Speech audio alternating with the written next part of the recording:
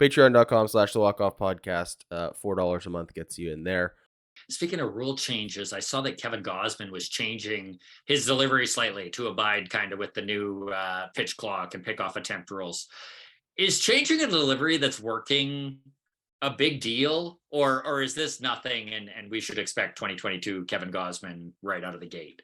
I don't anticipate it'll be a huge problem for Kevin Gosman because he's been making adjustments his entire career. Right. Like this has been his thing. Remember, he was kind of a late career breakout guy. He was Mhm. DFA'd, non-tendered like not that long ago in his career.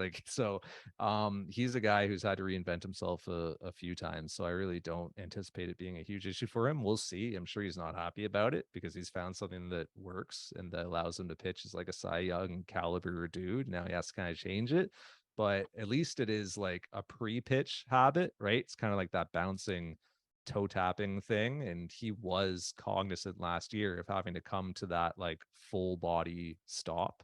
And you do that so that the pitch timer, the person in the press box who is actually working the pitch clock, knows that there's a clear delineation of when you start your windup. So when you start your windup, pitch clock is irrelevant. So as soon as you start your wind up, it stops. And then you can do all you want, right? Like you can do your like Nestor Cortez stuff, your Marcus Stroman stuff, right? Where you Right. stand up on one leg and you lean back and lean forward, like Johnny Cueto stuff. Right. The All Cueto. that's Yeah. all that's fair game, right? The pitch clock stops once you lift up that front leg, but there has to be a clear full body stop in order for the timer to know to stop the pitch clock. So I don't think it'll be a massive adjustment for him. It will be one, but if there's somebody who can make that adjustment, I think it's Kevin Gosman.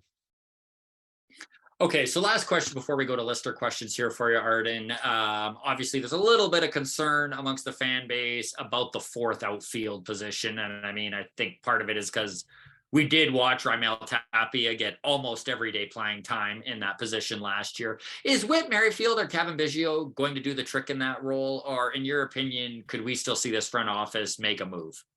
They are the de facto fourth outfielder right now, Biggio Mhm. slash Merrifield. And I think you'll see Biggio get more time in right and Merrifield more time in left. The nice thing about having three center fielders essentially in Varsho, Kiermaier and Springer is that there's a lot of potential alignments and there's a lot of versatility. So you can really match up effectively against the pitching staff that you're likely to see on that given night. And that's not only like the starter that you're going to see, but that's also like the bullpen weapons that you're going to see later in the game. So who are you going to want on your bench to counter those?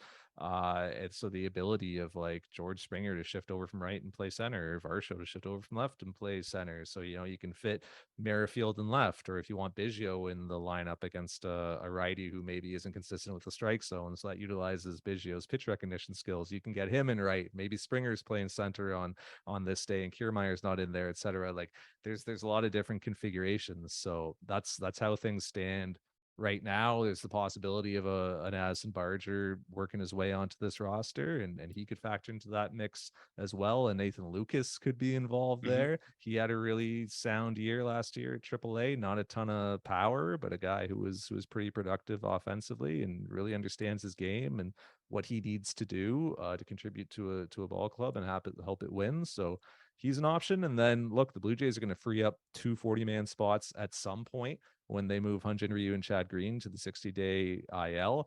And towards the end of spring training, there are always people ending up on waivers that are interesting, or there are always teams looking to make trades. So they don't have to end up DFAing somebody and they return a little bit of value on someone like we saw it last year with Zach Collins and with Bradley Zimmer. There's always roster movement towards the end of spring training. So I'm sure the Blue Jays are going to be active there and looking to see if maybe there's a possibility of bringing in another outfielder towards the end of spring training who starts the year on the 26-man roster.